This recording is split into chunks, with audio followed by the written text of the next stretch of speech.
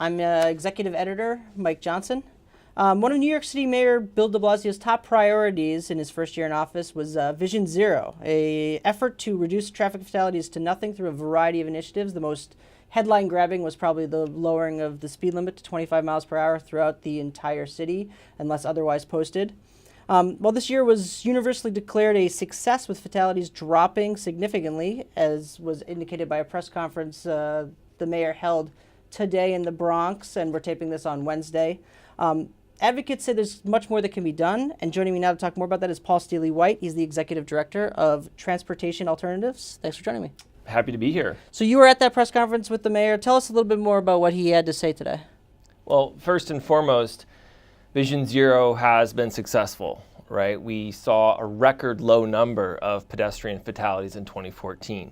That's since records began being kept in 1910, right? So really significant achievement just in the first 11 months of Vision Zero. It was almost a year ago that the mayor announced Vision Zero at a school in Queens and Woodside, standing with New Yorkers who had lost loved ones in traffic violence. And that's really significant because for so long, I think New Yorkers who have been subject to traffic violence have not had an ally in the same way they've had an ally in Bill de Blasio. To be sure, Mayor Bloomberg made enormous strides on this issue, but de Blasio really embracing the victims and also I think understanding he needs the victims to really make this work, because lowering the speed limit, getting more safety enforcement cameras around schools, changing streets to make them safer, all of these are not without controversy. And so having the victims' families on his side, I really think has helped make the difference.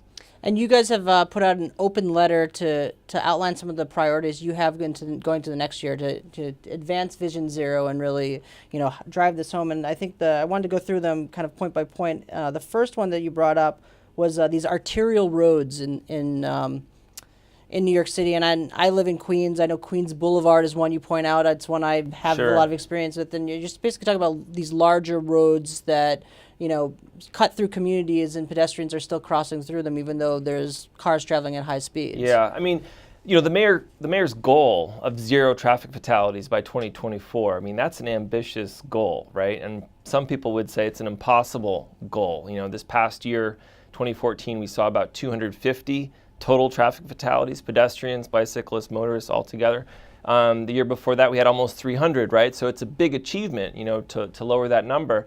But getting to zero, my gosh, can New York really do it?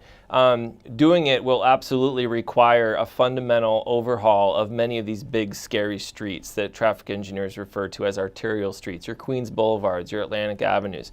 And these streets are deadly, right?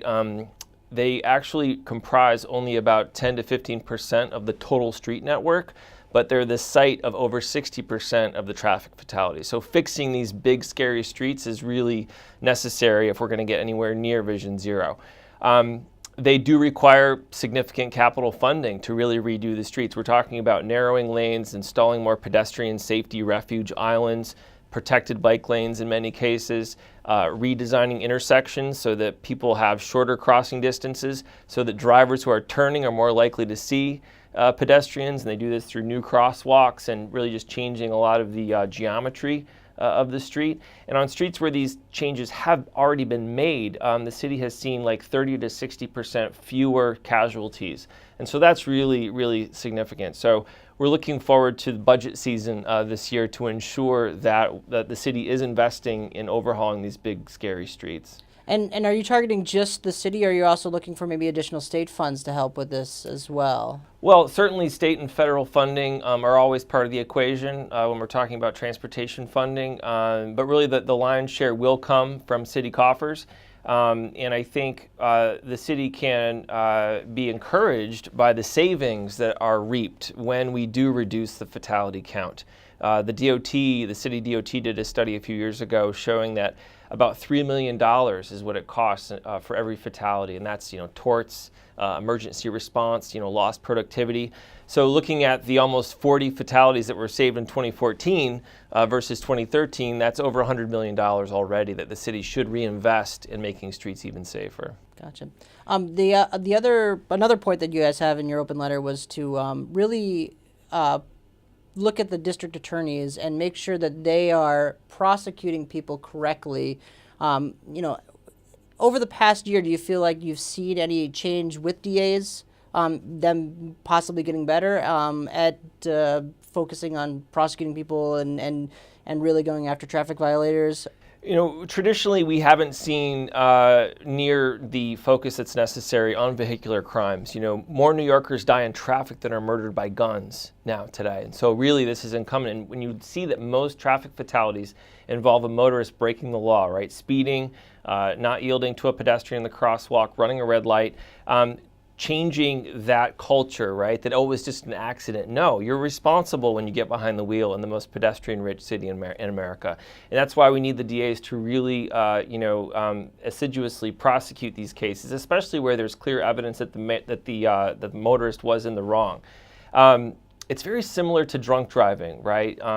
Decades ago, you know, drunk driving was just something that happened and it was an accident, and then, you know, laws were passed and DAs got tough on drunk drivers. And now we're passing laws. Now we need DAs to get tough on deadly, dangerous drivers. Gotcha. And you are proposing a more transparent system as well, where you almost do the TrafficStat type system that the NYPD does. You would look at the cases and have a review of what the DAs do and just kind of year by year check in and see if they are actually prosecuting these cases. Absolutely. We are watching now like never before. And Families for Safe Streets, you know, the group of New Yorkers that has made so much happen this year, standing up, turning their personal pain into action and change, they are really calling out the DAs. I mean, just yesterday at a forum, Cy Vance was called out by the mother of Ariel Russo, you know, the 4-year-old who was struck and killed on the Upper West Side by a dangerous driver last year.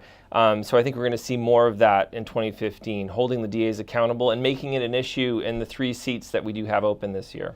Yeah, and talking about that, we know Staten Island is open and may even be open sooner because Dan Donovan is running for Congress.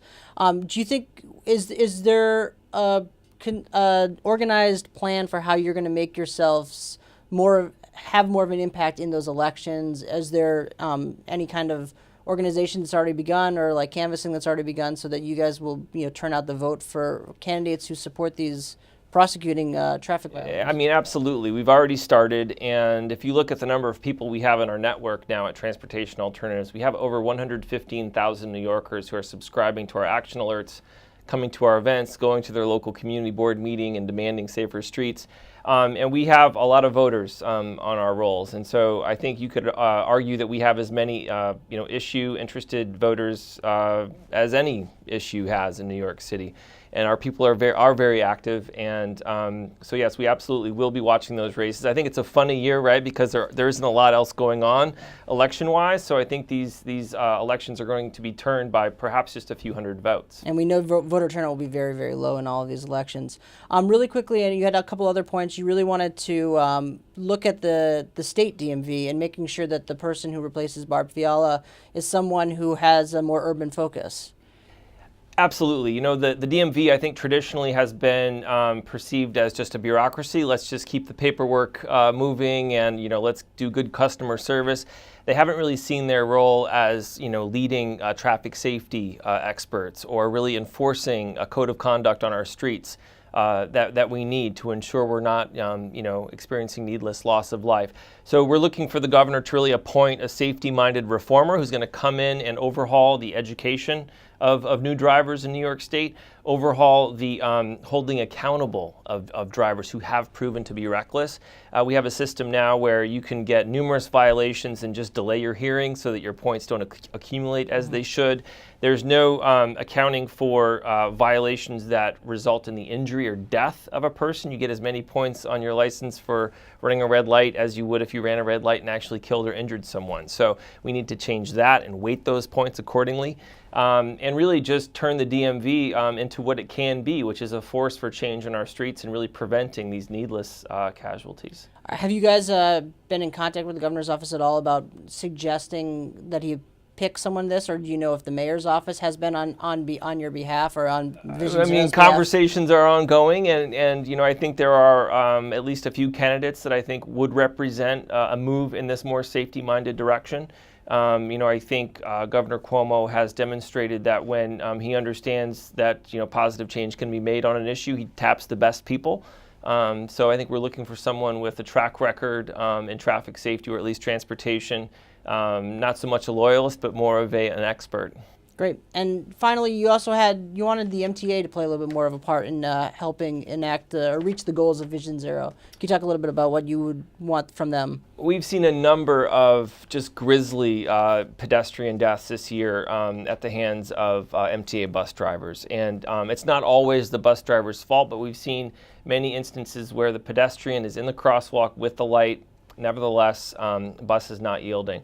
So really, I think we need the MTA to be equal partners in Vision Zero. You know, the TLC, under the mayor's leadership and the leadership of the commissioner, Meera Joshi, they've been doing a tremendous job of enforcing a higher standard of conduct among their licensed drivers. And I think the MTA and the union absolutely need to do the same. So we'll be looking for new training regimens for MTA drivers, retrofits to MTA buses to make the buses safer, improve sight for the driver. Also guards along the sides of the buses so that pedestrians don't get sucked under those back wheels, as happens too often. But really, we need the MTA to be an equal partner in Vision Zero. Have they been receptive to you as you've approached them, or I wish I could say that we've had a lot of receptivity. We have not, neither from the union nor the leadership there at the MTA. You know, I think there's still a defensiveness that, like, hey, you know, we're doing better than we did in the past.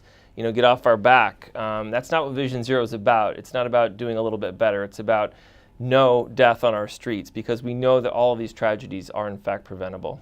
Great. Paul Steely White, thank you very much for joining us. My pleasure.